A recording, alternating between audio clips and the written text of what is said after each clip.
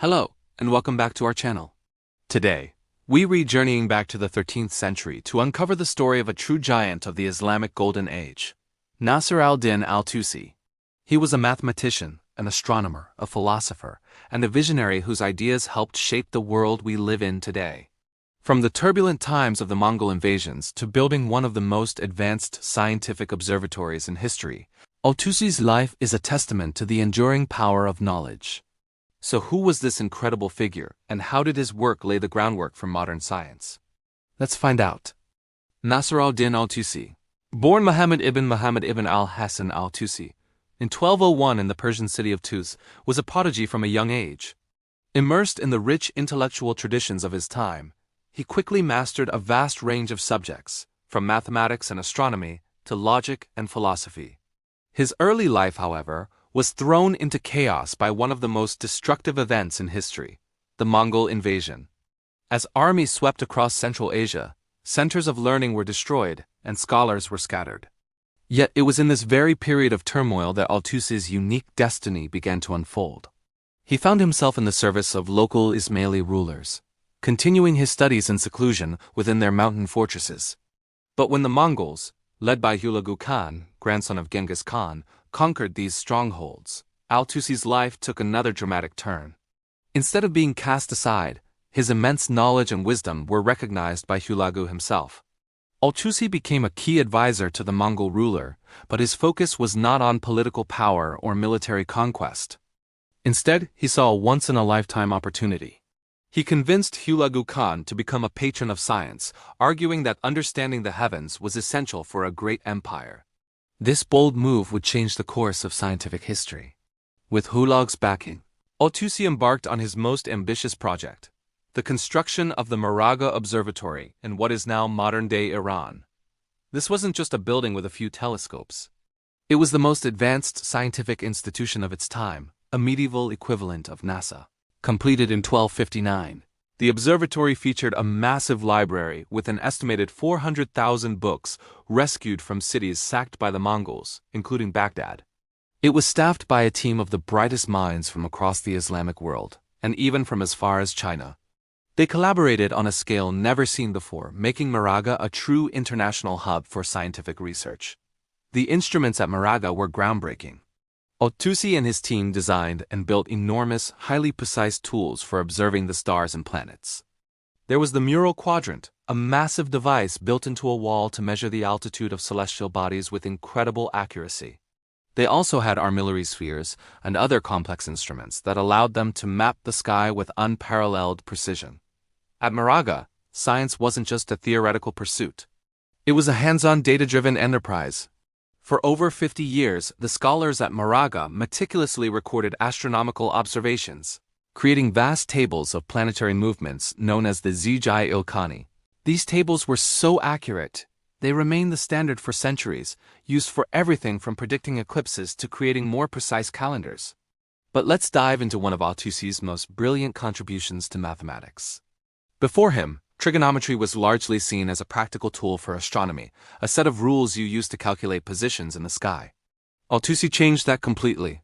In his monumental work, Treatise on the Sector Figure, he established trigonometry as an independent mathematical science.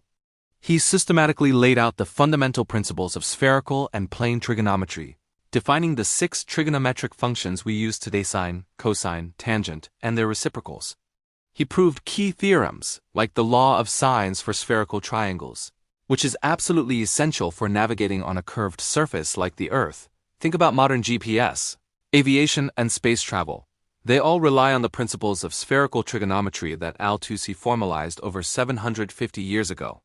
He literally wrote the book on trigonometry, and his work was so foundational that it was studied across the Islamic world and later translated into Latin, profoundly influencing European mathematicians for centuries. Now let's talk about the stars. The dominant model of the universe for over 1,000 years was the Ptolemaic system. It placed the Earth at the center and explained the strange retrograde, or backward, motion of planets using a complex system of circles called epicycles and an awkward concept known as the equant. While it worked for predictions, many astronomers, including al-Tusi, found it mathematically clumsy and philosophically unsatisfying. The equant, in particular, violated the ancient principle that all celestial motion must be uniform and circular. Al-Tusi was determined to find a better, more elegant solution. And he did. He devised a brilliant mathematical device now known as the Tusi Couple. Imagine two circles, one with a radius half the size of the other, rolling perfectly inside the larger one. Al-Tusi proved that if you track a point on the circumference of the smaller circle, it will move back and forth in a perfect straight line along a diameter of the larger circle. This was revolutionary. It allowed him to generate linear motion from the combination of two uniform circular motions. Using this model, he could explain the wobbly back-and-forth movements of planets without needing Ptolemy's flawed equant. He created a system that was not only more accurate, but also more mathematically pure, adhering to the principle of uniform circular motion. This might sound like a purely technical detail, but its impact was immense. The Tusi couple was a critical step in dismantling the old Ptolemaic system. What's truly fascinating is that nearly 300 years later, Nicolaus Copernicus, the father of the heliocentric model, used a mathematical model identical to the Tusi couple in his groundbreaking work on the revolutions of the heavenly spheres. While it's debated whether Copernicus knew of Al-Tusi's work directly, the similarities are so striking that many historians believe Al-Tusi's ideas traveled from Maragha to Europe, providing Copernicus with a crucial mathematical tool he needed to build his sun-centered model of the universe. In this way, a 13th century Persian scholar played a key role in sparking the scientific revolution in Europe. Beyond mathematics and astronomy, Al-Tusi was a polymath in the truest sense of the word. He wrote over 150 works on an astonishing range of subjects, including philosophy, ethics, logic, and even medicine. His ethical work, Nasirian Ethics, became a classic in the Islamic world, blending Greek philosophical thought with Islamic principles. He was also a profound logician who contributed to the development of the scientific method, emphasizing observation, experimentation, and logical reasoning as the pillars of acquiring knowledge. He wasn't just a scientist who crunched numbers. He was a deep thinker who contemplated the nature of reality, the purpose of human existence, and the relationship between faith and reason. For him, studying the universe was a way of understanding the divine creator. Science and spirituality were two sides of the same coin. So, what is the lasting legacy of Nasiruddin al-Tusi? It's not just in the theorems and models that bear his name. His true legacy lies in his vision for science as a collaborative, institutionalized, and state-supported endeavor. The Maragha Observatory was a blueprint for the modern research institute, a place where scholars from diverse backgrounds could come together to push the boundaries of human knowledge. He saved priceless texts from destruction and created a new center of learning from the ashes of war.